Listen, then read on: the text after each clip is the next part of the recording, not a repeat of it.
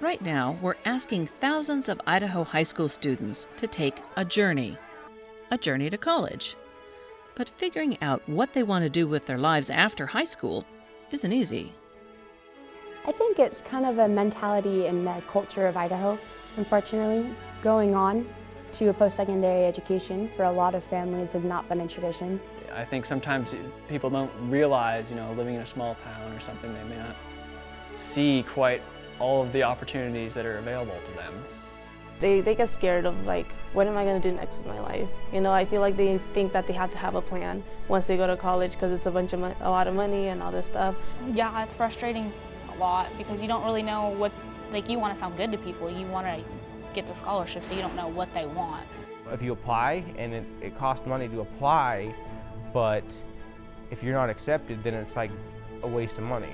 Choosing these big life decisions at our age when we still have to ask to go to the bathroom in our classes, and then you're expected to go out and choose what you want to do for the rest of your life. It's very stressful. Join us for practical advice and answers to your specific questions about applying to and paying for college and other training programs. Join us for Journey to College.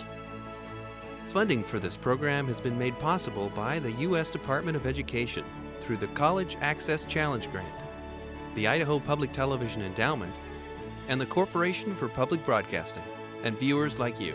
Thank you. Hello, I'm Joan Cartan Hansen. You've probably heard the statistic. Only 1 out of 2 Idaho high school graduates go on to some sort of 2-year or 4-year college.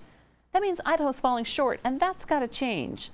Idaho's goal, 60% of the state's 25 to 34-year-olds should have a college degree or vocational training certificate. So where do we start? With today's high school students. In this program, we'll meet students from all over the state who will share their stories about deciding what to do after high school. We'll talk with counselors and others on how to overcome obstacles to achieving higher education. And most importantly, we have experts on the phone waiting to take your call to answer your specific question about getting into or paying for college or professional technical training. So if you need help on your journey to college, call this toll-free number at 1-844-743-7200 anytime during the show. Let's begin by meeting 5 high school seniors feeling the pressure to decide what to do after high school.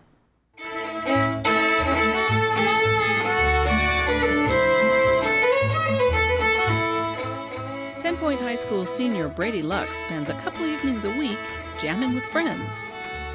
Brady discovered the fiddle at the age of 6 when he tagged along with a friend to watch his music lessons.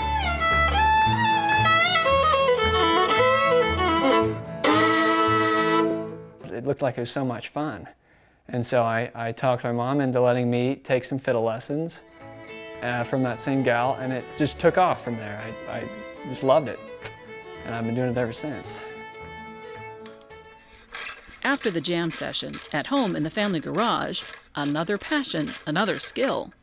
When he was younger, he developed an interest in mechanical work.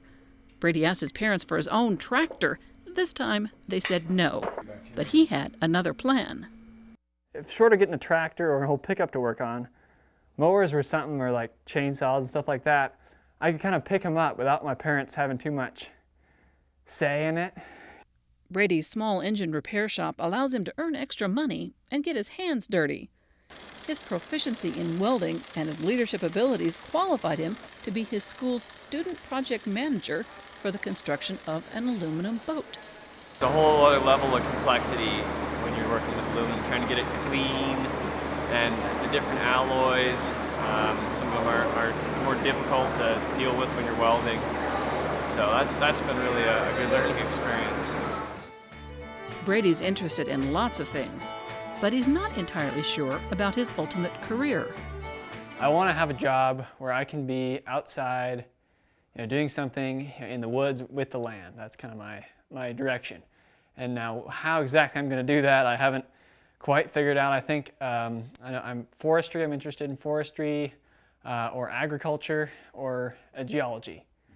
Brady's already been accepted at the University of Idaho, the University of Montana, and Montana State, but his decision about where to go to college will be based on scholarship offers.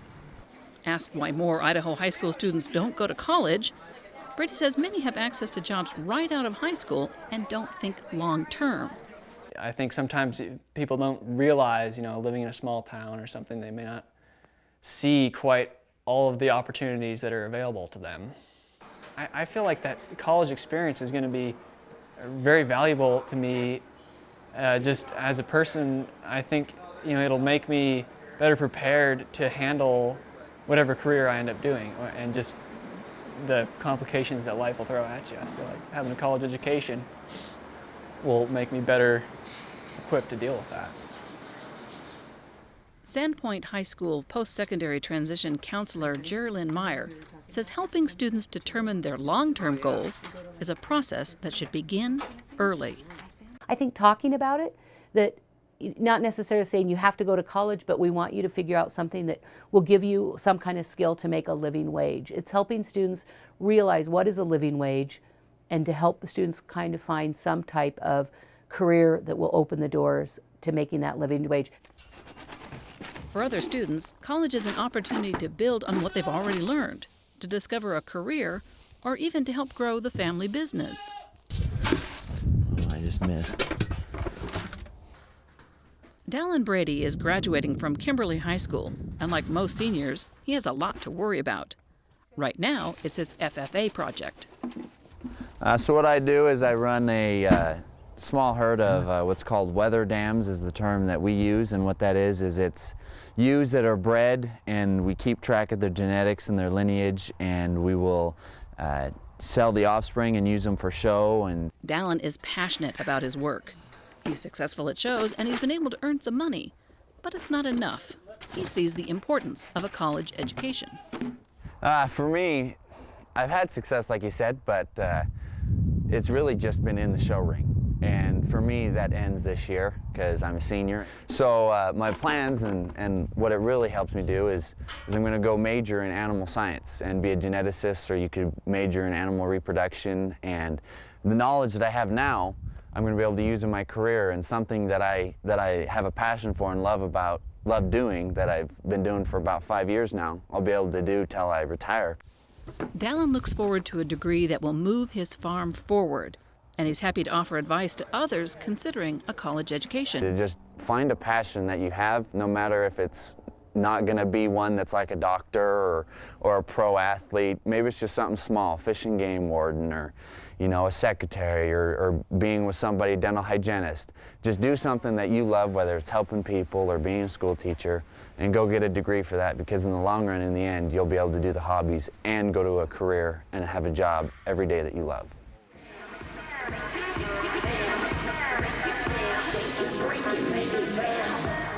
Members of the Sandpoint High School Dance Club, up before dawn for practice, and they have another session before they go home in the afternoon.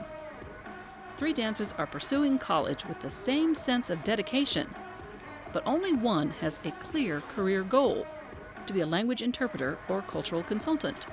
And so it was easier for me to narrow down my college list by saying what schools have good language programs and how many languages does this school offer, or do they have good study abroad programs? And I think that was really helpful for me in choosing. Dance team partner Maddie Sleister knows she likes science, but she'll go to college without a clearly defined career goal. I'm planning on studying biomedical engineering because I couldn't decide between engineering and a medical program, so I found a major that combined the two. And I'm hoping that college will help me figure out what it is that I like for sure, and then I'll go from there with a career. And Jordan Garrett, who knows she wants a good college education, but has no idea about her future career. I really, I'm interested in English and sociology and biology and astronomy, so it's so wide that I just have no idea what I would want to do. But I can definitely take courses and classes in what I'm interested in, and from there find what I want to do. Hopefully, that's my hope. It's okay not to know exactly what you want to do forever. The average person, they change their major 4 times in college. And right now, I think the last study that most people have 4, major career changes in their life. It's okay to find a starting place and knowing that doors will open up and your path will go down different roads. Finding that path, taking that journey to college. If you have a question about the process, give us a call. Call one of the experts you see behind me, toll free at 1-844-743-7200. And joining me to begin our discussion here are Skip Oppenheimer. Skip, I appreciate you joining us today. Skip is the board chair for Idaho Business for Education. Geraldine Meyer, as you saw, is our Sandpoint counselor. I appreciate you being here in Boise. Thank you. And Ben Heron is a BSU student. Ben, thank you for being here. Appreciate it. Thanks for having me, Joan. I appreciate that. I'm going to start with you, Ben. What are some of those things some of those main reasons why Idaho high school seniors don't seem to think about making a plan to go on to college? I think, honestly, it's a lot of the things that we saw in the video. People don't know exactly what they want to do, and that can be kind of a daunting task to figure out. I know I myself ended up taking a year off college after my freshman year at college because I didn't know what I wanted to do, and I realized that going back to college and just taking classes was going to be helpful. Learn by doing, and learn what I know I might like to do by trying lots of things. Is a valuable process, but I think that a lot of people don't want to give it that chance and pay as much money as college can cost in order to find those answers. Skip, why is it important, especially say for business, why is it important to have what's called post-secondary education? So you hear that phrase, that's 2-year, 4-year college, university, vocational technical program. Why is it important? Well, I think most people in business would agree that the lifeblood, the backbone of any organization are our associates, our employees. And when you look out over the next, really just even out over the next 5 or 6 years, the number of jobs that are going to be available for students who are graduating without some form of post-secondary education is going to go significantly down. And the jobs that are going to require some form of post-secondary education, as you said, that could be a 1-year degree, a 2-year associate degree, or a 4-year degree or beyond, is going to go up very significantly.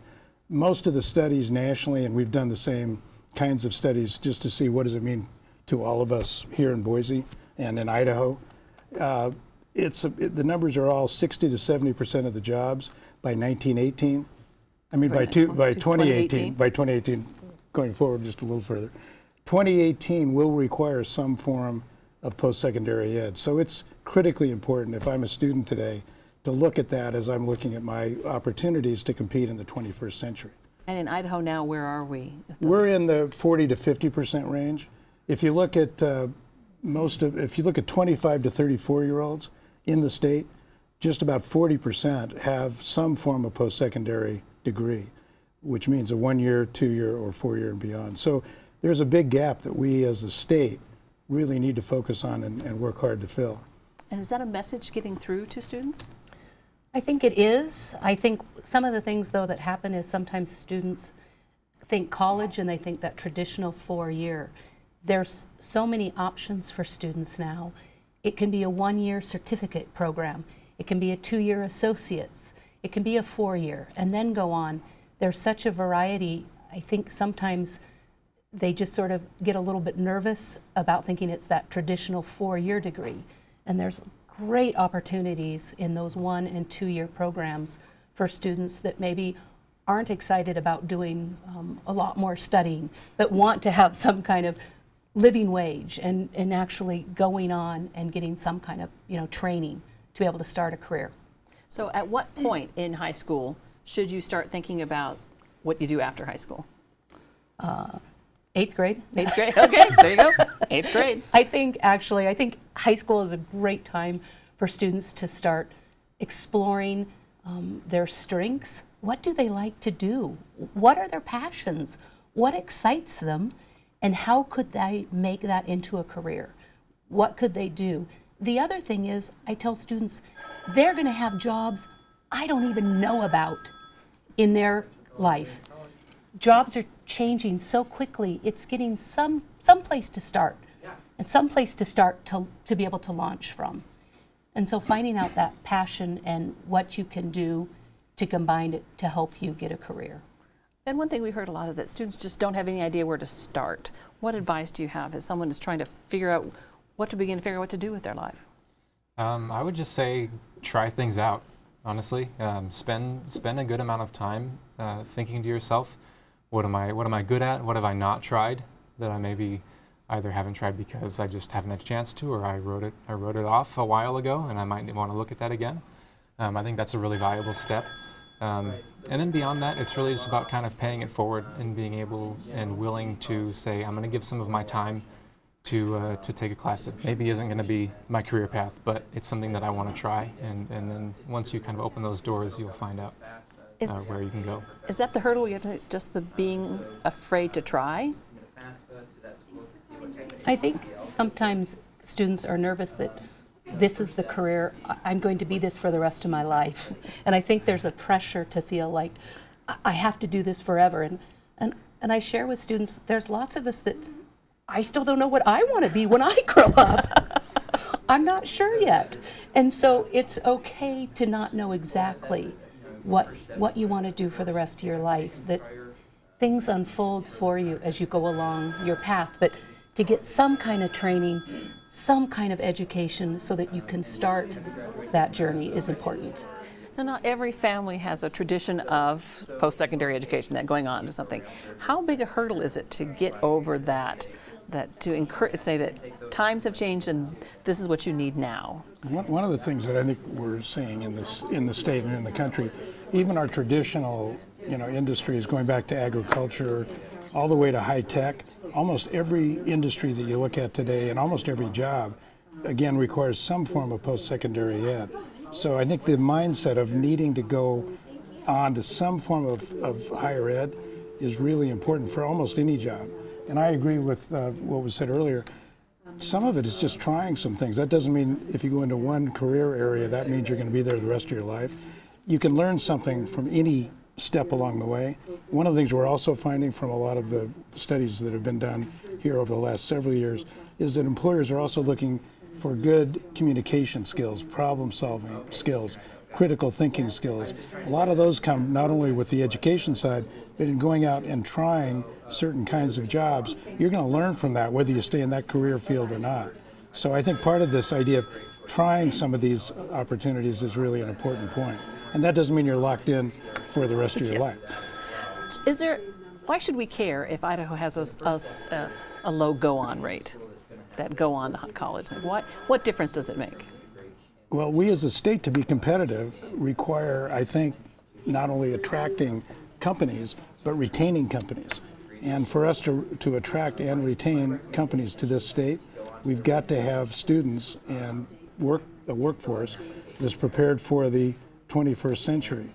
And so that go-on rate is sort of the fundamental piece to having a workforce that is skilled and is competitive as we look forward into the 21st century.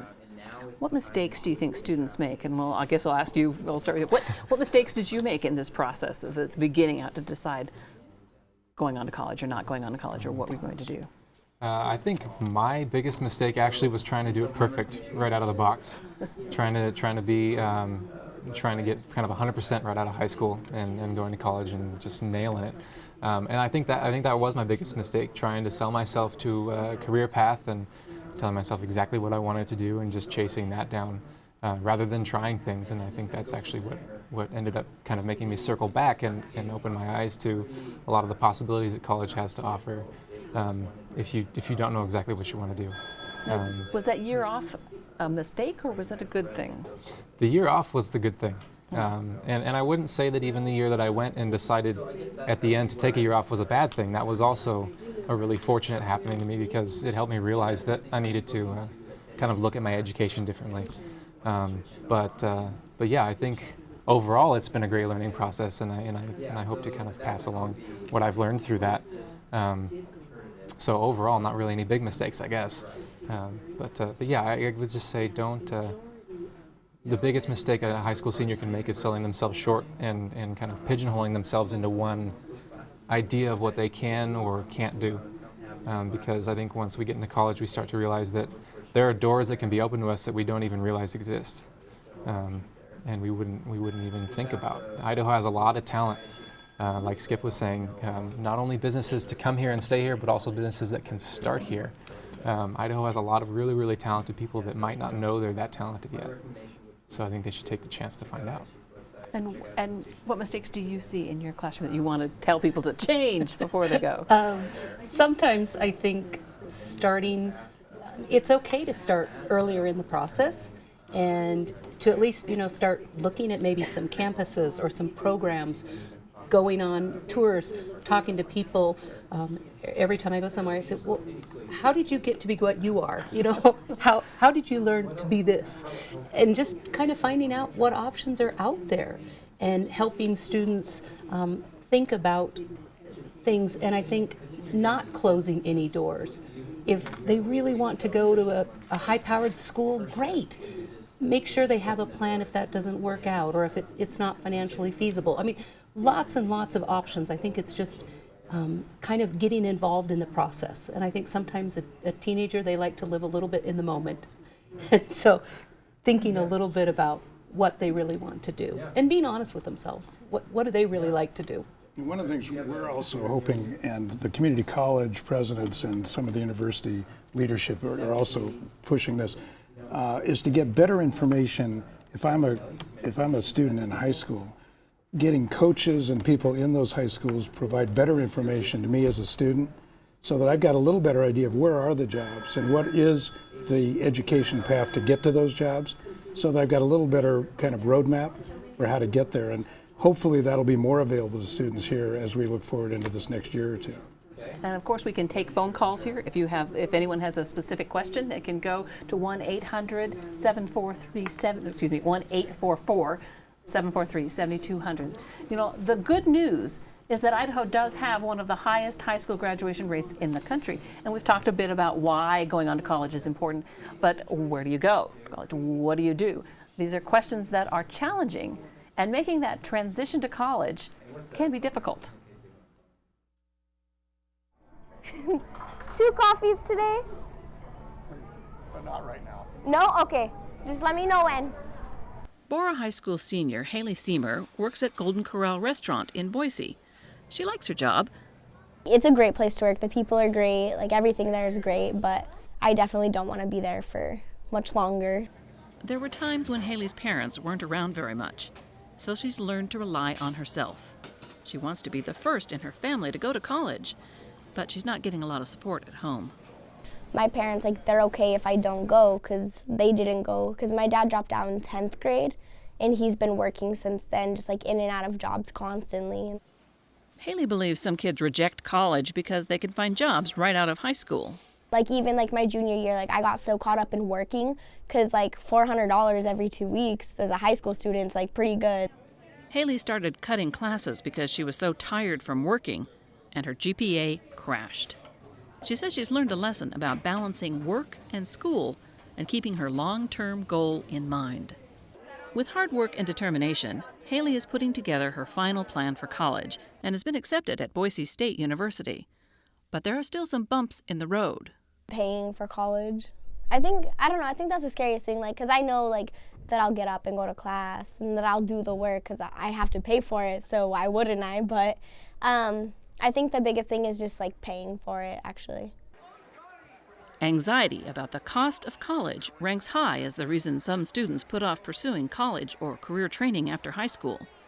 Though Kimberly High School senior Shelby Hamblin is a believer about the importance of continuing on.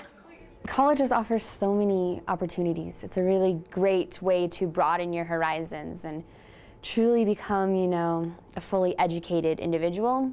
I really want to be an active member of society and just be excited by my surroundings, and I feel like college can provide me with those opportunities. But her enthusiasm for a college education is tempered by her struggle with the process. Applying for college is complicated.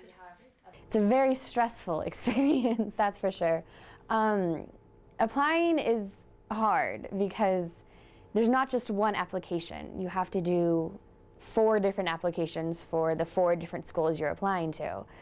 But it goes fast. Once you are in it, you can focus on it, and it goes really fast. You can do an application in an hour. It's just stressful when you don't know what to do. Shelby is not alone, and Burley High School counselor Dan Bolingbrook has seen many other students struggle with the same issue.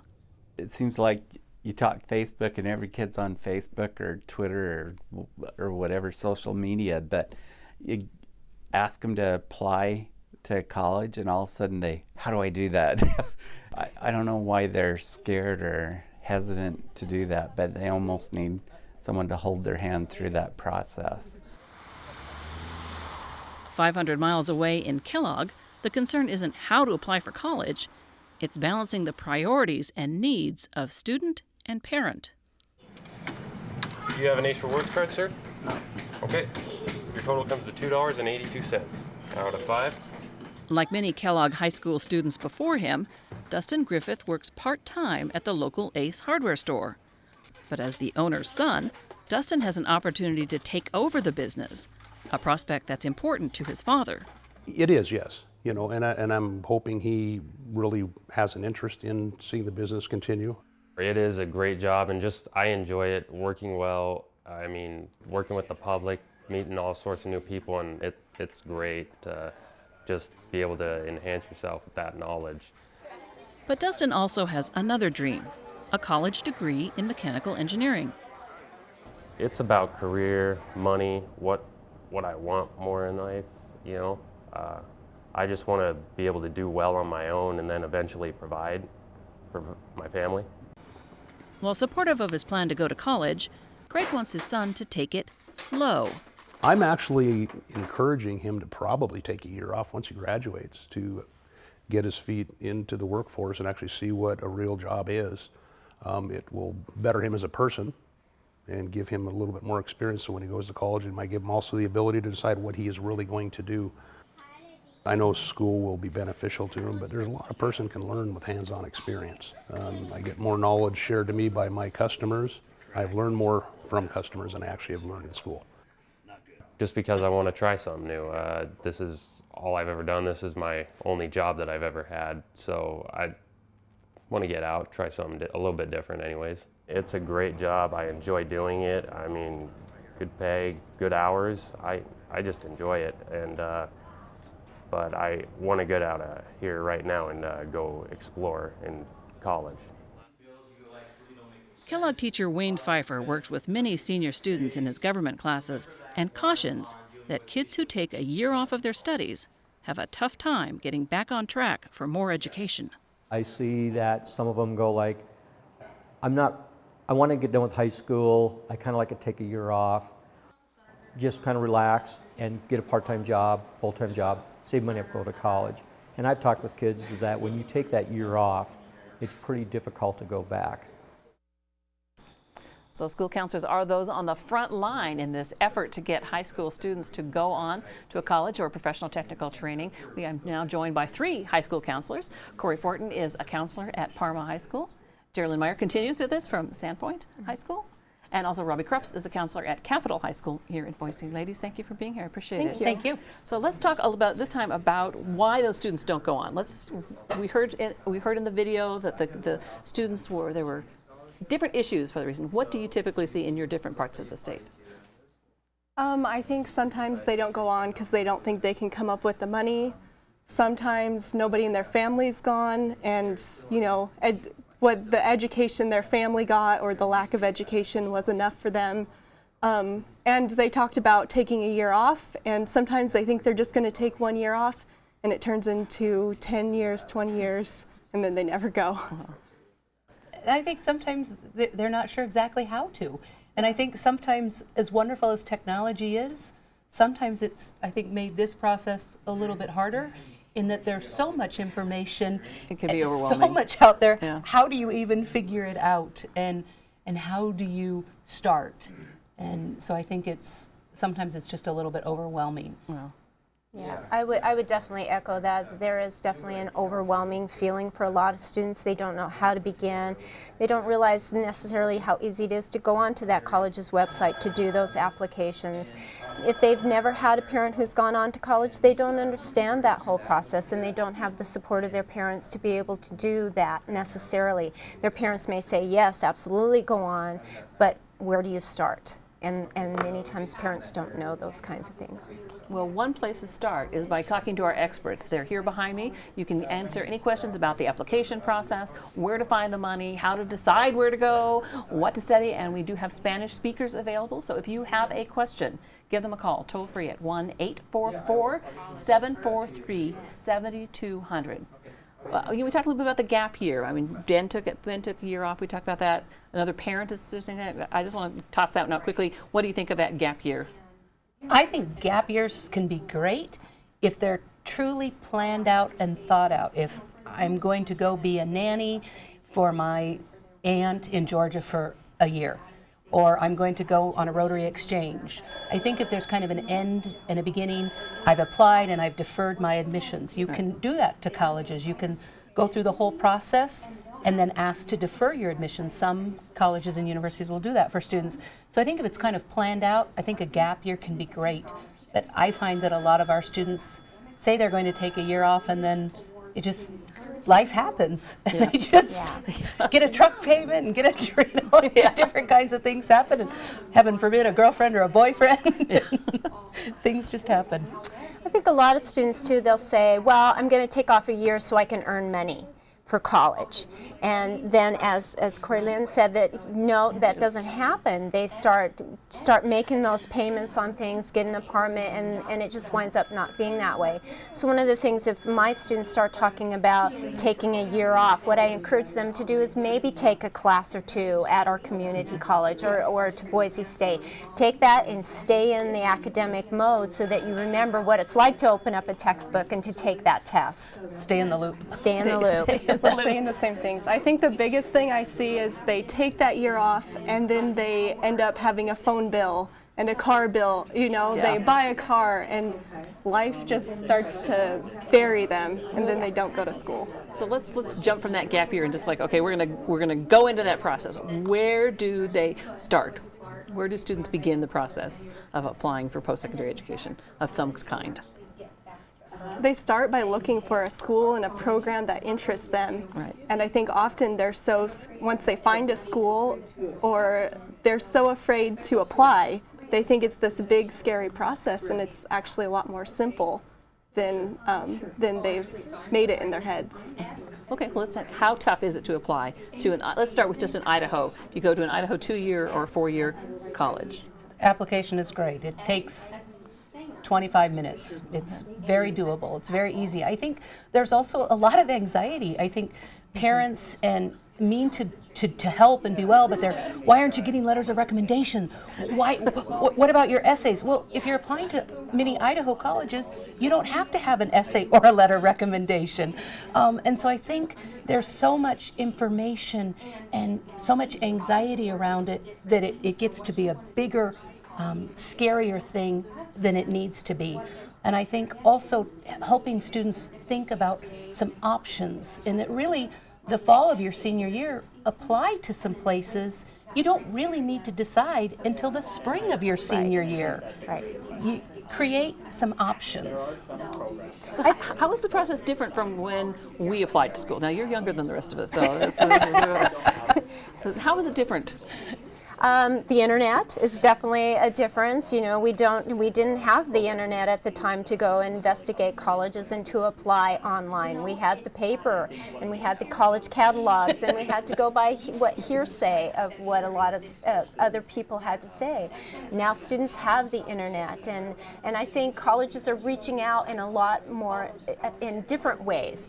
They're tweeting and they're texting students, and there's a lot more emailing students. There's just so many different ways that even colleges are reaching out to students that never happened, at least when I was applying to colleges. It can be overwhelming, though. Absolutely. You know, we had a file this thick for my kids of different pieces of paper from different universities that were interested in them. How do you know what's a right fit for you when you start trying to decide on a college?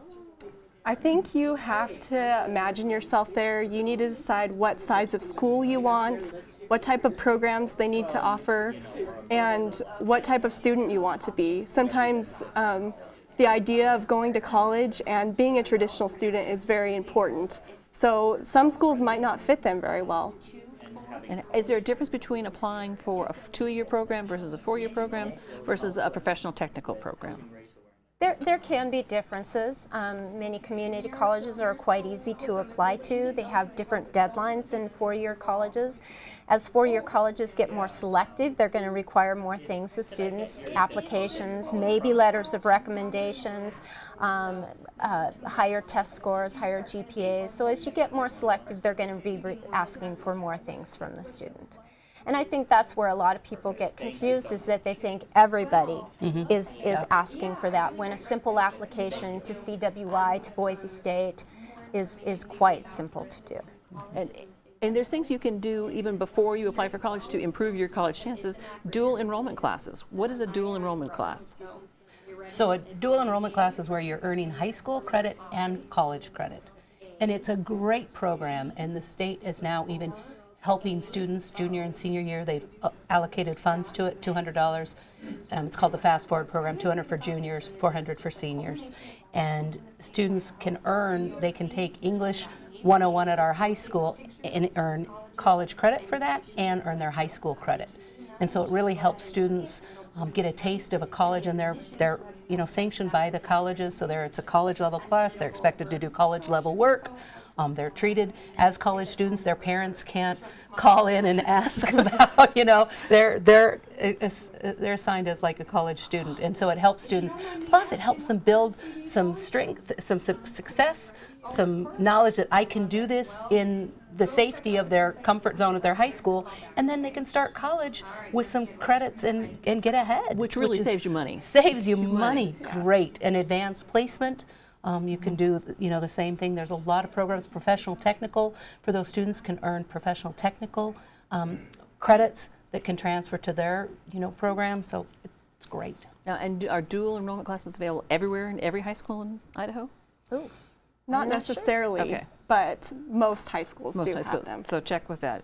Is any advice you have for the parents as we're starting that process? If you're just starting, your son or daughter is now in 8th grade or is now in 9th grade, and they've just started talking about this, what advice do you have for those parents? So much advice. I think there's a lot of advice to give to parents, but I think one of the things is to encourage your child to begin the process of looking at schools, to talk to them even about if school is important, if going on to college is important to you as a parent. And if you're scared as a parent, to go ahead and say that you might not know the process, and so you would find together what that means. So if it means going to the counselor at the high school and finding out all the steps to do that, then absolutely, as a parent and the child, going in and finding out that information. But I think the most important thing is to be encouraging. I think it's important that as a parent that you look into the cost of going on to college and what you can do to help alleviate some of the fears that you have about the cost of college and that your child might have about the cost of college. And I think let the student drive the boat. As much as parents, they're great, but they're a supporting actor. They're not the main actor. And so even though you think you're being helpful, don't fill out that college application for them. Let them go through it. Certainly sit by them and help make sure, answer the questions with them, but let them guide, and you're the cheerleader, the encourager. Some students have made that decision to go on to college or a professional technical program, and then they get bogged down. And these students that we're about to profile have found different ways to kind of push through the process. dx plus e. Is that right? Is that right? Yeah. Yes? Yay! Bora High School senior Karen Perez spends part of her afternoon with a tutor for her advanced placement math class. This is the last place her junior high teachers would have expected to find her. I would say people saw less of me since, I'm just like that Mexican, with barely any knowledge. I come from a home where it's like Spanish and English, which becomes more difficult and school-wise, so they started putting me in these these dumb classes, I would say, as other people would put it, and I kind of started also seeing less of myself. The move from junior high to high school allowed Karen to make some changes in her life. She became closer with her family. Her father insisted that she study harder, and she discovered the TRIO program, which introduced her to the idea of going to college. I remember the first college trip that we went to was Idaho State University, and they told me about the benefits, like about like the ACTs, how they can help you, that they can help you pay for it too, and all these different things that were actually useful if I wanted to get into college. And I really loved how TRIO got me to that. Karen still faced academic issues, and she credits another program, AVID, for making her a better student. I started going to like what AVID expected from me, and after that I got like my first straight A's. From a student who once had few academic prospects, Karen now plans to enroll at Boise State University and study engineering or business. In the Lake Pend Oreille School District, another first-generation student receives help, but the source is much closer to home. Sandpoint High School senior Maddie Slayton Sanford spends a couple of hours here most days, learning what it takes to be a veterinarian. We advise people to keep them sort of quiet for 3 to 5 days. That's about it. Don't know swimming, things like that. Maddie's desire to be a vet started early. When I was really young, I just loved animals. As I got older, I really started to get into the medical stuff, and ever since I was in 5th grade, I've wanted to be a vet. And she declared that she wanted to be a veterinarian. And as any parent says, congratulations, dear, that's going to be fantastic. And you expect next week she'll change her mind, or maybe next year. As years passed, it was evident she wasn't going to change her mind. So we encouraged her. Her mother advised her to get involved in school activities to demonstrate that she has many interests and is well-rounded. She's learning leadership skills as editor of the yearbook. So just think about that we're late for our deadline, it makes things 10 times harder on the plant. It's important for her to learn as much as she can, even before she gets to college. So she currently takes a pre-veterinarian class online, and she's been taking classes since 9th grade. But there's a lot ahead. 9 to 10 years of college and the high cost of veterinary school, if she's accepted. It's a struggle figuring out if it's going to be worth it in the end, if the vet career will have enough money to pay off all of those loans. Because of the likelihood of some big upcoming expenses, Maddie's mother, a stay-at-home mom, made a sacrifice. We decided in order to make it happen, I would need to go back to work. And so I did.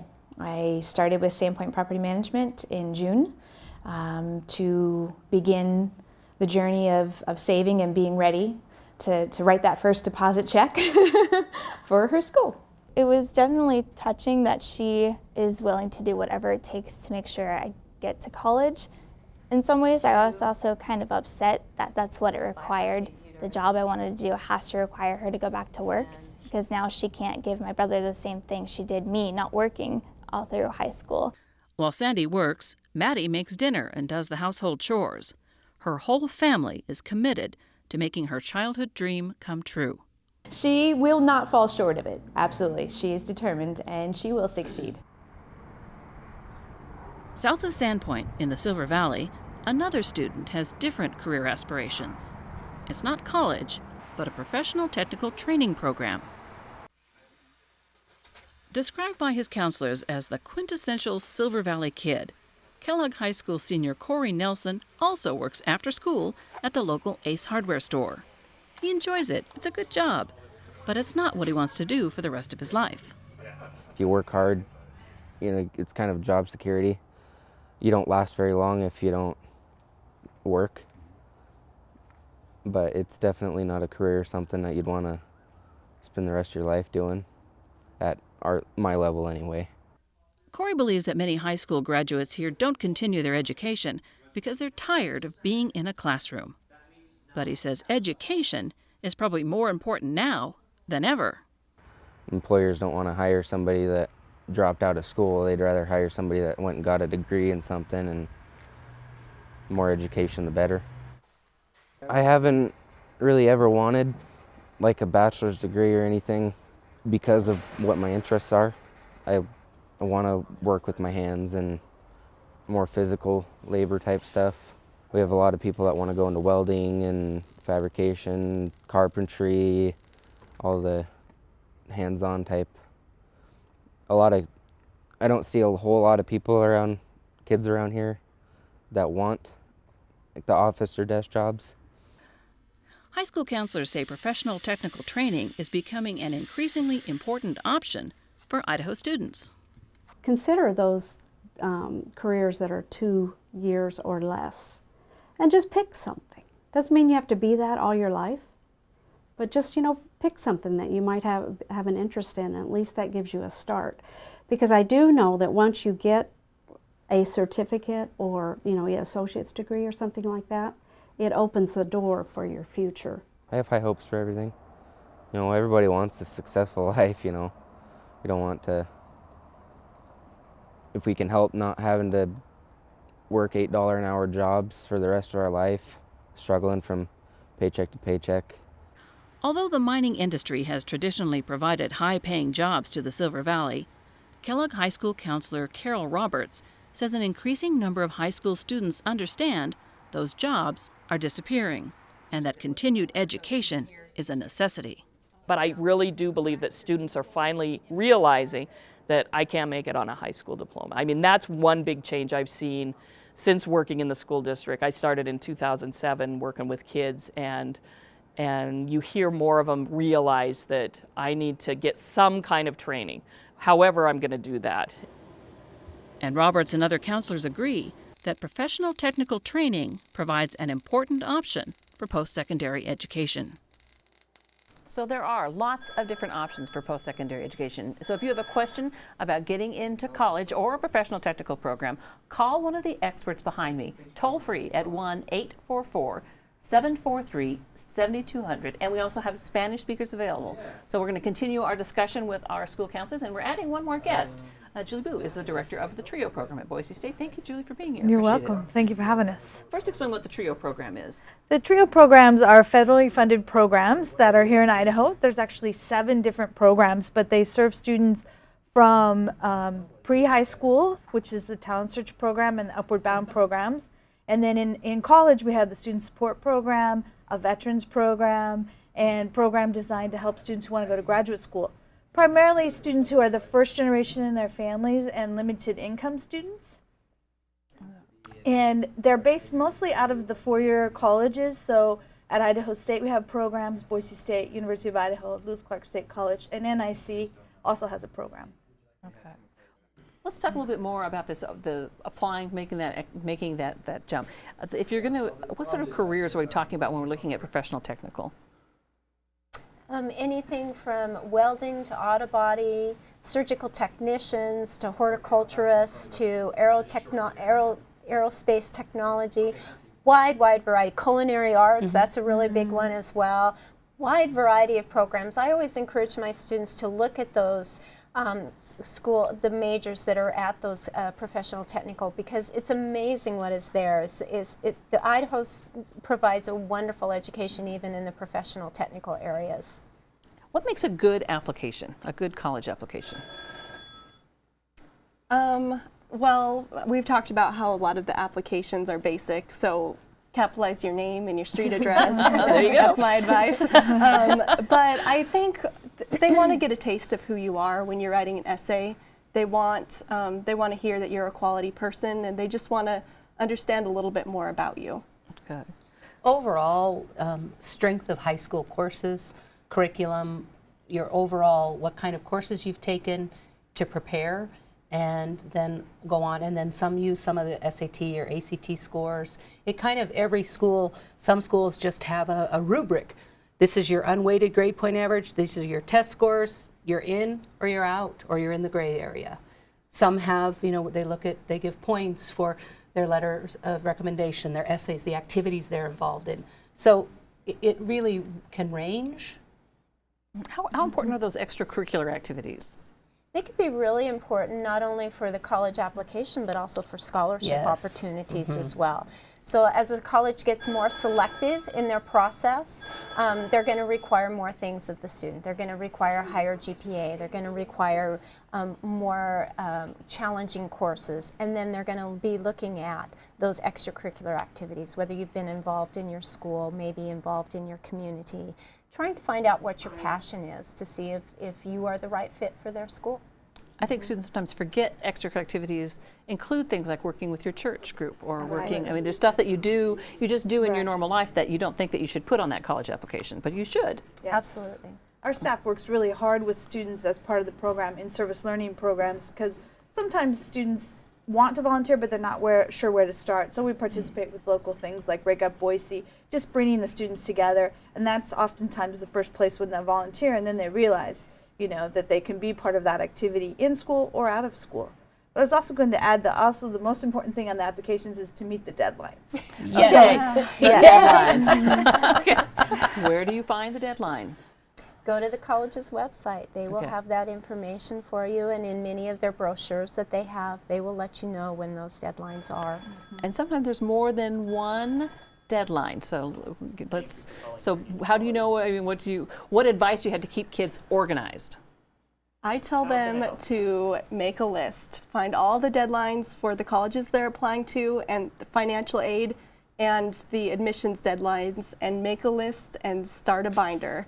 But just figuring out those basic deadlines is the best place for them to start, especially this time of year for seniors. We're at that point now. We It's are. college application week. We're trying that where it's that time of year. You really need to do it. What if you're just starting now? It's okay. It's not too late. It's not too late. It's never too late. And that's the important thing. I think it's never, ever too late. You can always do it, and there's always help for you.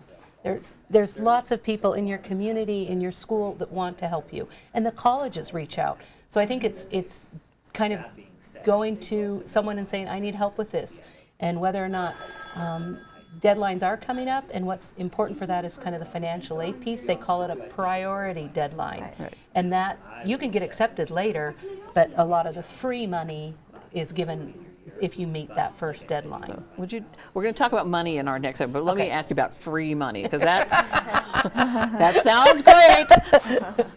What is free money? Free money is grants, scholarships, anything that a student or a family doesn't have to pay back.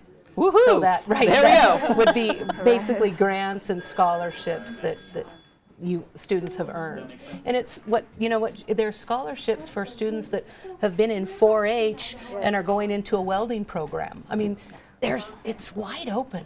There's lots of The main deadline in Idaho is February 15th, though. So if you're a student who's high performing and hoping for that priority, really at the four-year institutions, it is February 15th. So it's just around the corner. Okay. Yeah. The SAT test. Every junior has to take the SAT test now. Why is that important? It's great. The state of Idaho gives every student a $50 bill. It costs $51 to take it. It's a great gift that the students have the opportunity to take it their junior year. And they can take it at school, whereas before the students had to actually get transportation on Saturday. So now it's available to all students. It's become an equalizer. Right. And now kids you can take your SAT more than once. More than once, absolutely. You can take that. Your junior year, we'll be doing it on April 15th this year for juniors. They can go ahead and take it again. Let's see, probably the next one would be June, where they could take that one, and then they can take it on into their senior year. Hopefully they are finished. I tell all my seniors to make sure you're finished by the end of December, so that you can make priority deadlines like the February 15th deadline. Okay, so if you didn't do the first time, you can do it again, so don't. Absolutely. We did have a call tonight about disabilities. If you're a student with a disability, are there some special considerations that you should think about? Yes, there's absolutely considerations, and the usual way that students qualify for those accommodations on those tests is to work through their school person. So if they're either their transition counselor or their educator at the school will help them apply. Sometimes their career counselor. It kind of depends on the school, but it does take extra time, so that's the most important thing, to even begin as freshman and sophomore if the parent or the student realizes they might qualify to start early. There also is resources available for those students that they can get extended time if they have disabilities with testing. Once again, they just need to speak with their counselor about getting those that assistance for the testing as well. How about if you're dyslexic or something where it impacts your GPA?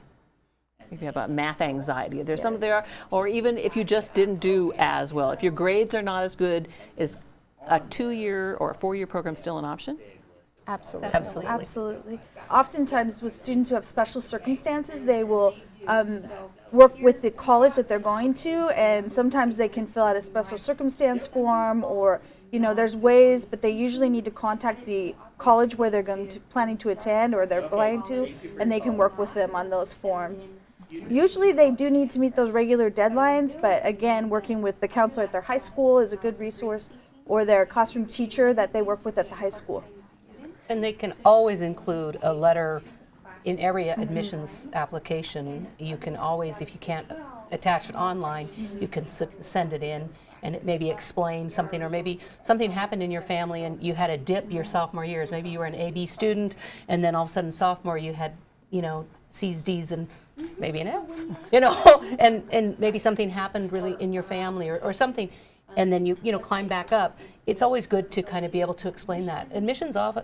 Colleges and admissions officers, they want to help students. They just need to know, and the only way they know is if you attach a letter. And I think one of the really big things that's very important for students as well is to make sure you're an advocate for yourself. That if you're not getting the response that you want or need, that you go and you talk to more people. Talk to your high school counselor. If that doesn't work, or if you're not getting the response that you need, call that college admissions rep and talk to them. And just keep talking to people and keep asking the questions and finding out the answers for yourself. Don't just give up because you talked to somebody and they didn't give you an answer. Keep asking questions. What if you come from a family who's absolutely never had any kind of post-secondary education? Yes, the TRIO programs are designed to work with that, but many counselors in Idaho are familiar with that scenario because our college going rate has been so low. So usually, like Robbie was saying, be an advocate for yourself, seek out support. Most parents want the best for their child, and so have your parents join you on the website. Have your parents come to parent nights at the high schools, seek out those resources, and realize that there's so many opportunities. Sometimes it just takes some investigation and to branch out, try new things. Realize that maybe you could start at a 2-year school, or maybe you should start at a 4-year school. Visit the campuses when at all possible with your parents. And not everybody has a parent. Right. And so sometimes you have to do it on your own. Right. I think that people who take initiative and are persistent are the most likely to be successful in college and getting through this process. So being an advocate for yourself and just stepping up to the plate and asking, where do I start? Having your counselor or someone write down on a Post-it note, what's my first 2 steps I need to take towards this? Then following through. So if we're running out of time for this particular segment, what one piece of advice do you have for students applying in that application process? Seniors at the point right now, or anywhere? Anywhere. Oh, okay. I'd say for those young kids, getting involved in your school, taking a leadership role, and doing that community service. Get it done. Just do it. It's really not that difficult, so get it done. Just get onto that website, start plugging in your name, start plugging in your address. You'll realize that it is an easy application process. Meet the deadlines. Meet the deadlines again. Okay. Well, before we move into our next section, I want to remind folks of the phone number 844-743-7200. We do have Spanish speakers available. There are lots of factors that keep students from moving on to a training program or into a college program, but research shows that for students, regardless of location, where they live or their family income, the biggest worry is money. All right, good morning. I'm Josh Ritchie, the College Career Counselor. We've got what you've all been waiting for, PSAT. All Idaho high school juniors are required to take the SAT test, but many sophomores take the PSAT to help get ready. So that puts Bora High School counselor Josh Ritchie on the front line in the battle to get more Idaho high school graduates to continue their education. Ritchie says there's a large group of kids who should be going to college, but aren't. Oh, I'd say that's the main problem we have. So you got a huge group that's just going to do this on their own or on their own with their family. you have a group that just kind of needs a little bit of information. They probably even could have looked it up on the internet. But the bottom group, the bottom meaning the kids who it's a stretch to get them to go, they need momentum and belief. Richie says that in order to create momentum and belief, they have every senior apply to an Idaho college or university. But then when they actually apply, it's 15 minutes, name, address, phone number, what do you want to study, how long have you lived in Idaho, send a transcript. All right, and then they get their letter. Nothing says you can go to college like a letter from a college saying you can go to college. Richie believes the free application for federal student aid, or FAFSA, is also straightforward for most families. Large scholarship applications may require more extensive paperwork, including essays and references. But Richie says it is possible to get an inexpensive college education in Idaho. North Idaho, Central Idaho, South Central, and Western Idaho all are served by community colleges. So it's like $3,700 for a year of tuition. College of Southern Idaho is even less than that. Worst case scenario, a student loan is $5,500.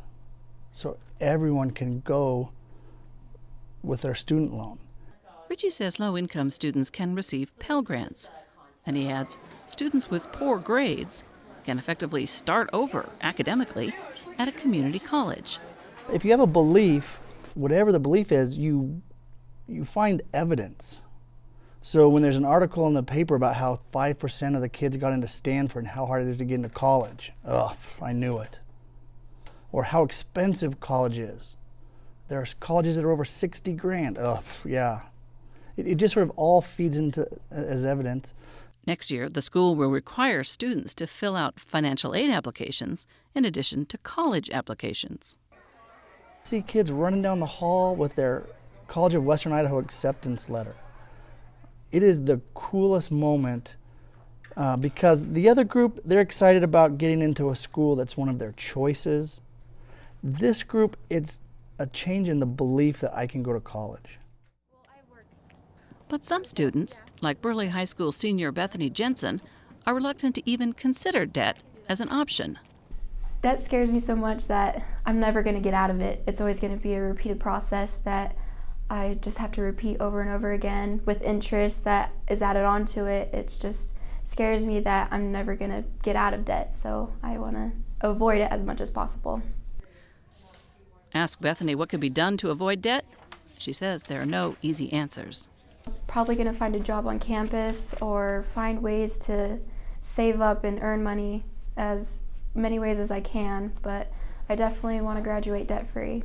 I try to figure out for scholarships, well, which one's for me and how are they going to apply to me, or they're all just towards this place, or how can I apply to one that really involves me and applies to me. Bethany's mother, Margarita, a college graduate herself, understands her daughter's struggles. She feels applying for financial aid is getting harder.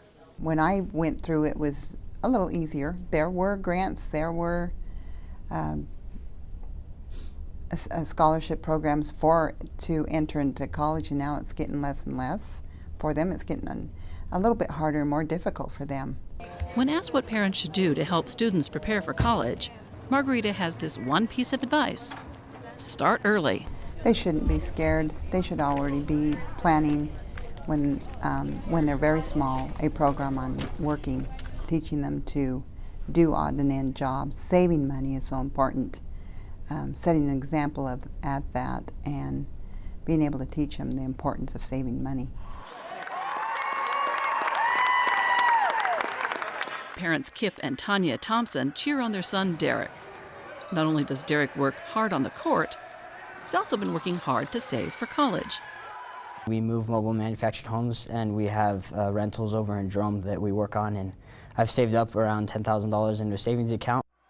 Derek's parents make sure he's realized the importance of a college education, especially considering the realities of working the family business.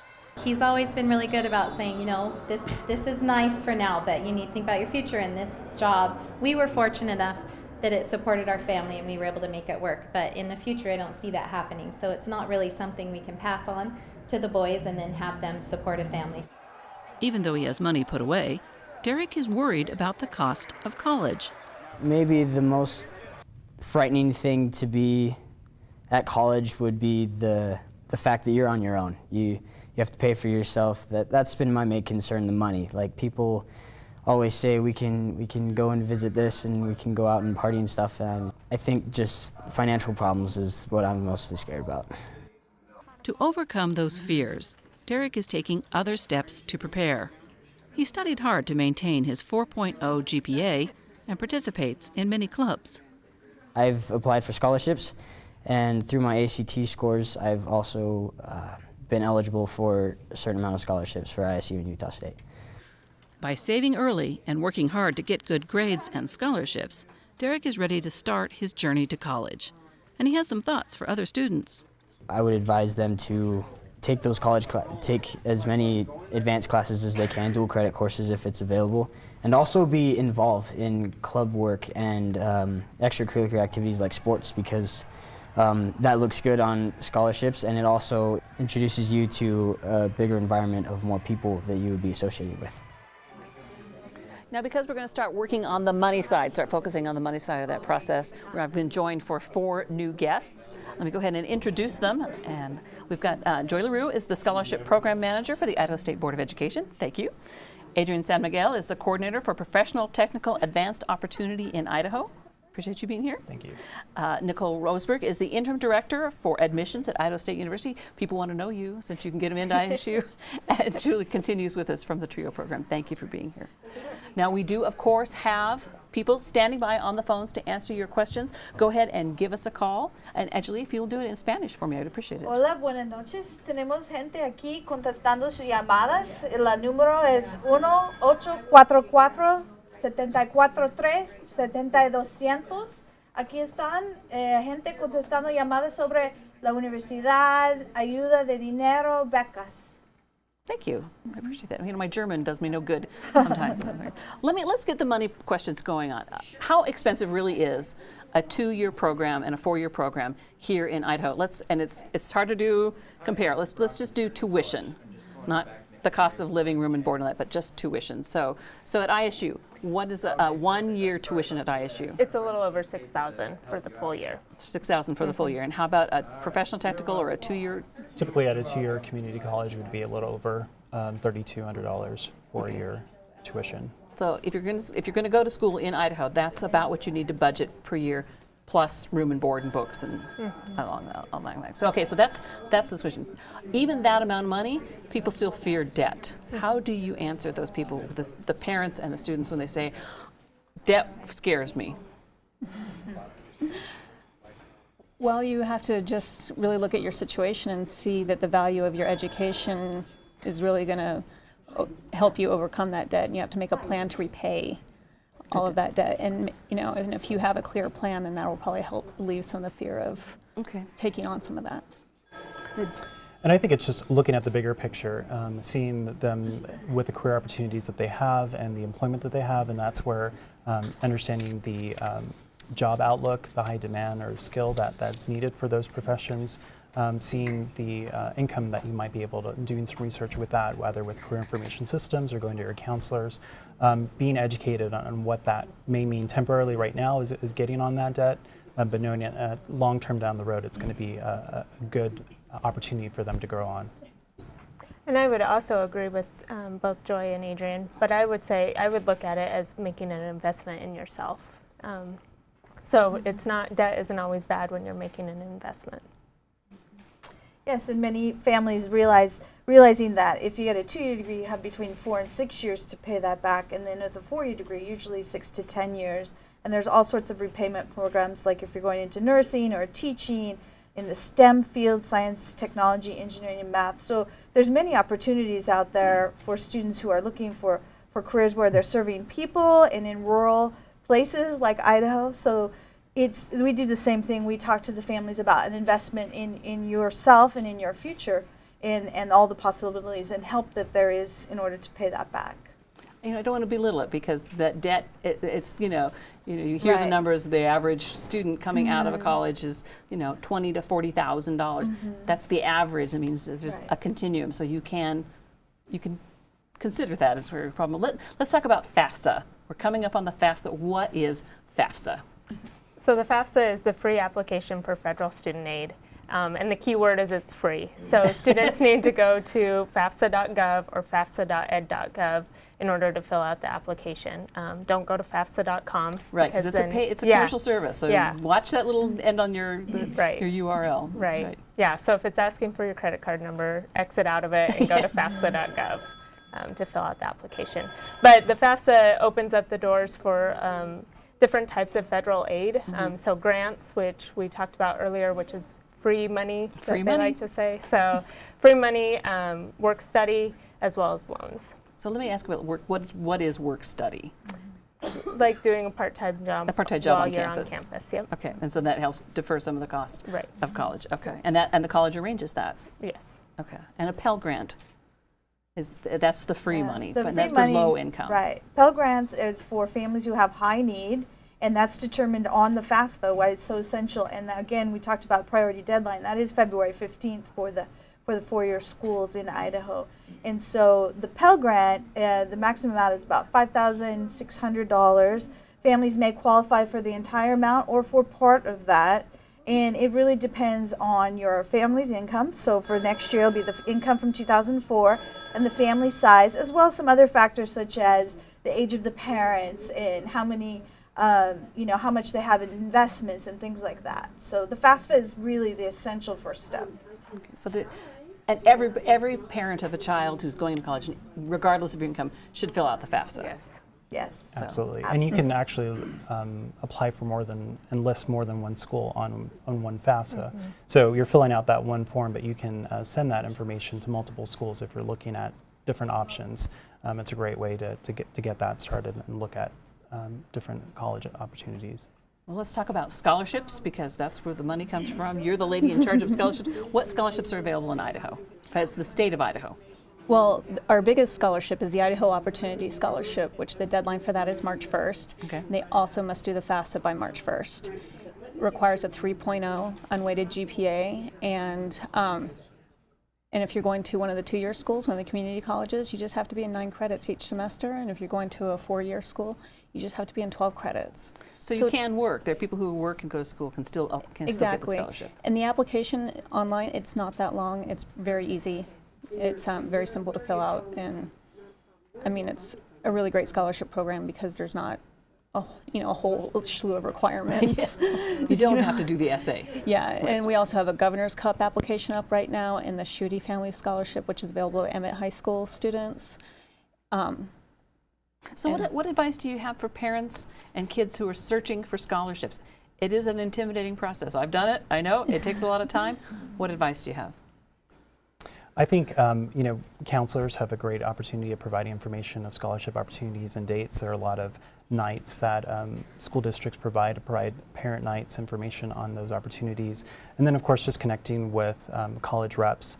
They're able to provide those dates ahead of time, letting students know when they need to apply, when they need to get that deadline information in. But look in your backyard. You have community resources. You might have a local bank that might do a scholarship, a local church or religious organization. So a lot of opportunities that are just right around the corner that you might see that you could apply for a scholarship opportunity. Maybe it's your parent's employer or your current employer, if you're working, might have a scholarship opportunity for you. And apply for more than one. Yeah. Absolutely. Talk about that. I would say apply for as many as you possibly can. And just search and search and search for those scholarships and apply. And you can continue applying. This is not just for high school. As you get into college, there are scholarships for people who are currently in college to continue. Yes, once you get into college and you've determined a major, there's many more scholarships that open up for business and engineering. So if a student starts out their freshman year, they may qualify for some scholarships, and then as they progress through college, there are usually other things that they may qualify for. But they also need to watch their grades. Grades are very important with scholarship applications. And the other issue is letters of recommendation. So if the students are out there watching tonight, that's an essential part of many, many scholarships are letters of recommendation. And I know with Idaho State and most of the other institutions, when you apply for admission, you're also entering for some of the scholarships, but there are other ones that are on the website. So students should go in there, make sure they've applied for admission, been accepted, and then go through and follow through on the other scholarships at each institution. I always tell students, the more work you do ahead of time, the more opportunity you're going to have. So you may not understand exactly where you're going, but if you do the applications for each institution, then you'll have many more options. And some people don't, that when you apply, if you, for example, if you apply at Idaho State, you have your GPA and your scholarship and your SAT scores or your ACT scores can qualify you for scholarships just on the basis of that. Right.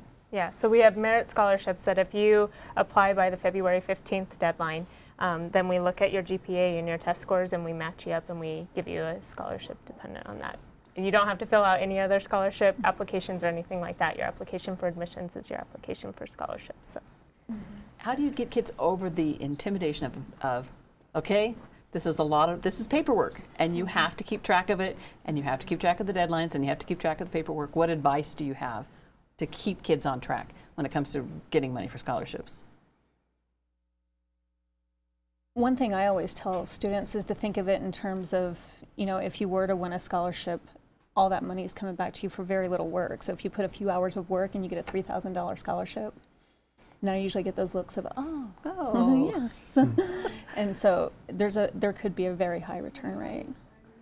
And then we think of professional technical as an option, have scholarships into professional technical as well. Absolutely. There's a professional technical foundation. There's career-specific PTE scholarships through Idaho Community Foundation that provide opportunities for students in a particular career field, but also even if just a particular high school or particular location that they went to school, opportunities to go on. And kind of to piggyback on what Joy said about scholarships, you know, if they're able to get that money ahead of time, that's less money that they have to borrow in federal student loans. Right. And so that's an ability for them to save money long term with interest and things without having to borrow as much money if they're able to invest that extra 20 or 30 minutes in doing an application and getting that scholarship in. I do want to raise some red flags. There are a number of private for-profit colleges that provide a good education, but they can be expensive. What advice do you have as someone is weighing where to go and how much money to spend? We always encourage students and families to be good consumers, and so when you're looking at programs, whether it's at a private for-profit college or a two-year community college, weigh the options, look at the total overall cost, the total out-of-pocket cost, and also look at things like accreditation. So if you receive a degree from that, is it going to be accredited in your field? Another good option too is to understand the transferability, which means if you start at one school and you happen to move on to a different school, are they going to accept those credits? So just being a really wise and good consumer, asking lots of questions is a good idea. We're almost out of time, and I want to give you each one real quick chance to get it. What piece of advice do you have for students and parents who are worried about money and going on to college? I'd say be persistent in looking for all the opportunities out there and follow up. I would say there are wonderful opportunities, advanced opportunities for dual credit, for professional technical education that can save some money long term down the road.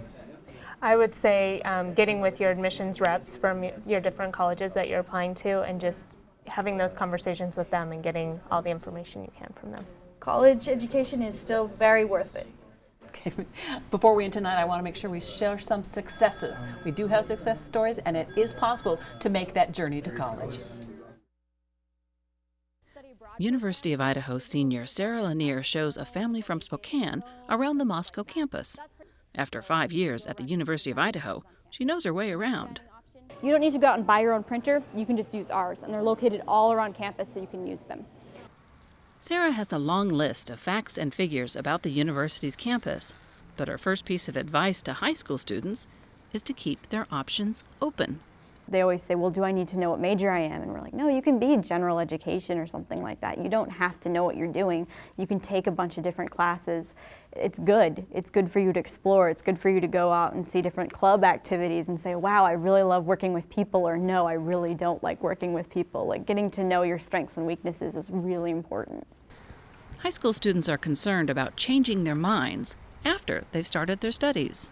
There's a lot of pressure to pick something and then have your whole life figured out from day one, and that's just, it's not possible. It's really not. Like, when I started out, I was a music major, which is completely different from microbiology, and when I switched, everyone was like, what? That's the weirdest thing I've ever heard. Sarah not only changed her degree to microbiology, she paired that with documentary filmmaking and found a way to combine her interests. Really what I want to do is be able to bridge that gap between the sciences and the everyday person. So using film is a great medium to do that. So it's really, you can translate things into more everyday terms, because a lot of scientists don't really know how to explain things in everyday terms anymore. They learn the language of science. Although some students are drawn to Ivy League or other prestigious schools, Sarah says it's more important to find a school that feels right. You really want to find a place where you can succeed, where you know that, yes, this feels right to me, and I feel like I can explore here and, you know, kind of open up to my personality and open up who I am and open up my educational aspects as well, because college is really all about growth. On the day before she graduates, Sarah tries on her cap and gown. Thanks to some family support, scholarships, and 2 part-time jobs, she's earned her bachelor's degree without any student loans. Yeah, I think the people that I've met is probably one of the most rewarding things, having this sense of community behind you that everyone wants you to succeed in life, and having that support network that is built for you. I mean, that's really it's nice to have. At Idaho State University, Caleb Ward is studying medicine. Caleb says he got off to a rough start in high school. I was never a good student. I think I got caught up in the social aspect of high school, and I wasn't really looking forward to the bigger picture. But now as a college student, Caleb's grades are better, and he has a new attitude toward learning. Because I think that higher education is something that is so important in whether your job down the road requires a degree or not. Having the knowledge that I have gained from being in college is there is nothing like it. Just as he's worked hard academically, Caleb struggles to overcome financial challenges. Right now, I'm working one job.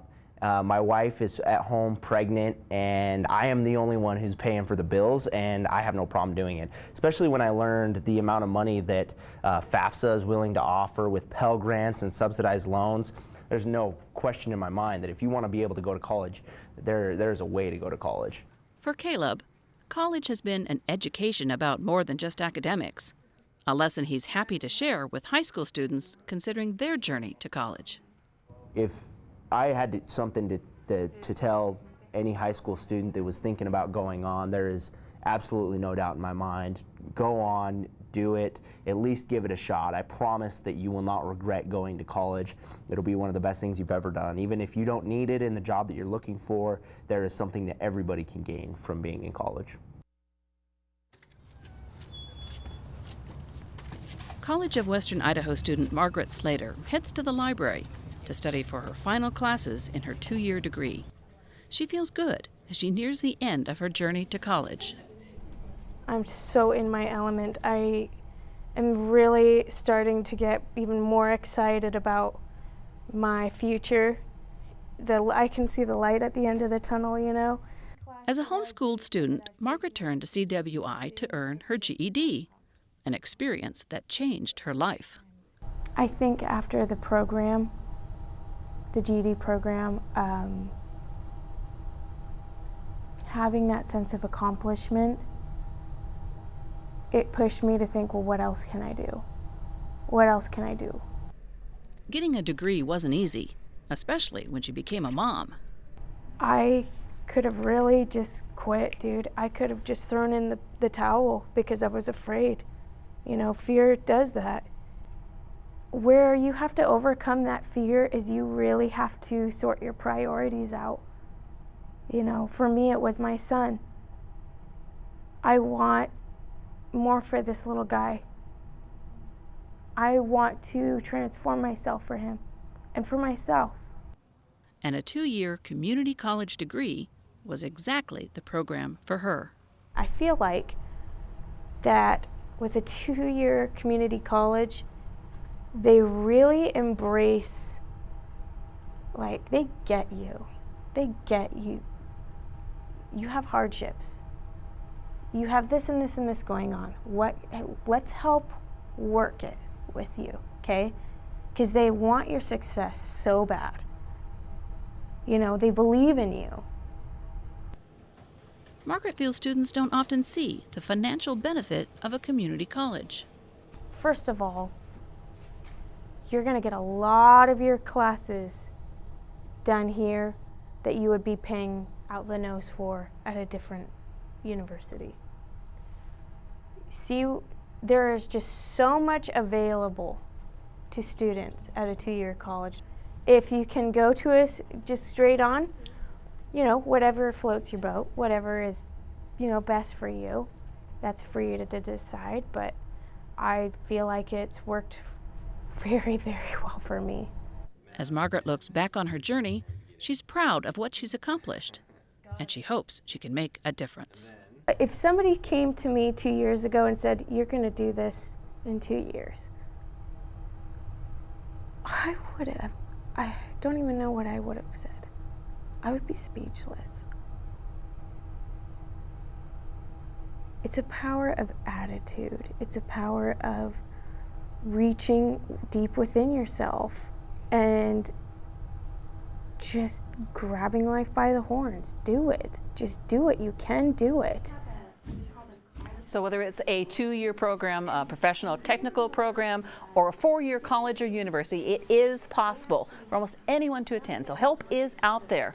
Make a plan and make that journey to college. My thanks to all the students, counselors, and parents who shared their stories with us. My thanks to all our guests who are on the set and our experts behind us. Now, even though the show's almost over, help is still available. If you have questions, go to the Idaho State Board of Education's website at www.boardofed.idaho.gov. The show will also be available streaming on Idaho Public Television's website, video.idahoptv.org. Thank you for joining us. Good night.